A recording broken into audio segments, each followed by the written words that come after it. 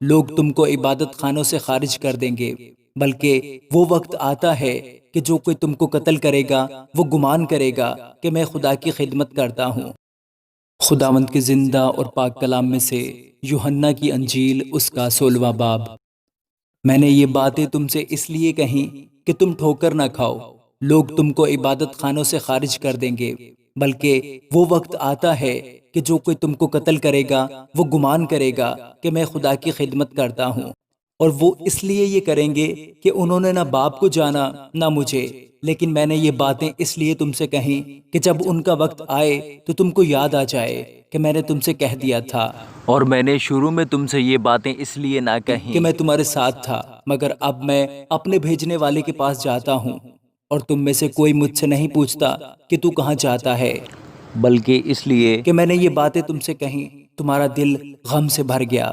لیکن میں تم سے سچ کہتا ہوں کہ میرا جانا تمہارے لیے فائدہ مند ہے، کیونکہ اگر میں نہ جاؤں تو وہ مددگار تمہارے پاس نہ آئے گا، لیکن اگر جاؤں گا تو اسے تمہارے پاس بھیج دوں گا، اور وہ آ کر دنیا کو گناہ اور راست بازی اور عدالت کے بارے میں قصوروار ٹھہرائے گا۔ گناہ کے بارے میں اس لیے کہ وہ مجھ پر ایمان نہیں لاتے، راست بازی کے بارے میں اس لیے کہ میں باپ کے پاس جاتا ہوں اور تم مجھے پھر نہ دیکھو گے، عدالت کے بارے میں اس لیے کہ دنیا کا سردار مجرم ٹھہرایا گیا ہے۔ مجھے تم سے اور بھی بہت سی باتیں کہنا ہے، مگر اب تم ان کی برداشت نہیں کر سکتے، لیکن جب وہ یعنی روح حق آئے گا تو تم کو تمام سچائی کی راہ دکھائے گا، اس لیے کہ وہ اپنی طرف سے نہ کہے گا، لیکن جو کچھ سنے گا وہی کہے گا، اور تمہیں آئندہ کی خبریں دے گا۔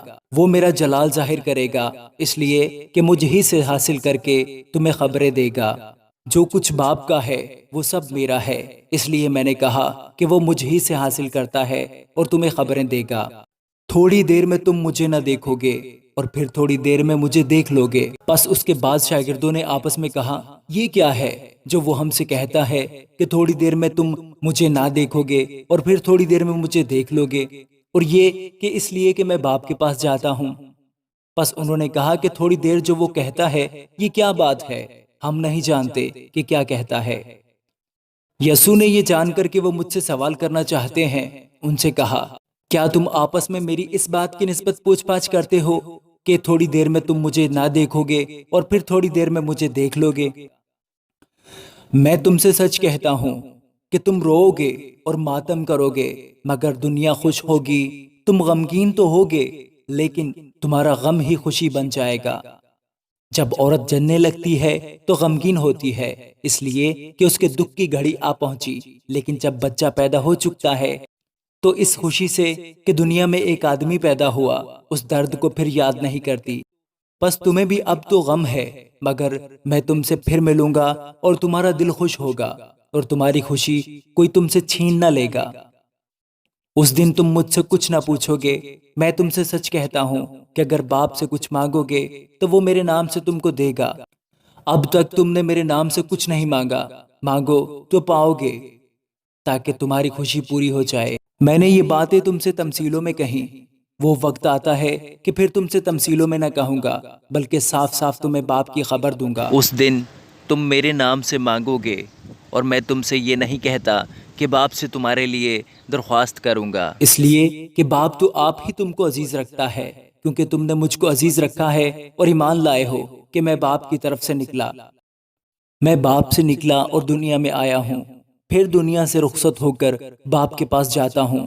اس کے شاگردوں نے کہا، دیکھ اب تو صاف صاف کہتا ہے اور کوئی تمثیل نہیں کہتا۔ اب ہم جان گئے کہ تو سب کچھ جانتا ہے اور اس کا محتاج نہیں کہ کوئی تجھ سے پوچھے۔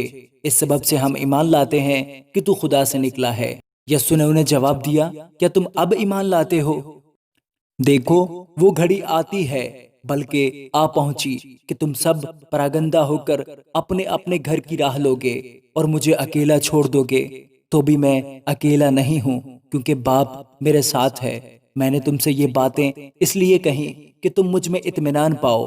دنیا میں مصیبت اٹھاتے ہو، لیکن خاطر جمع رکھو، میں دنیا پر غالب آیا ہوں۔ آمین۔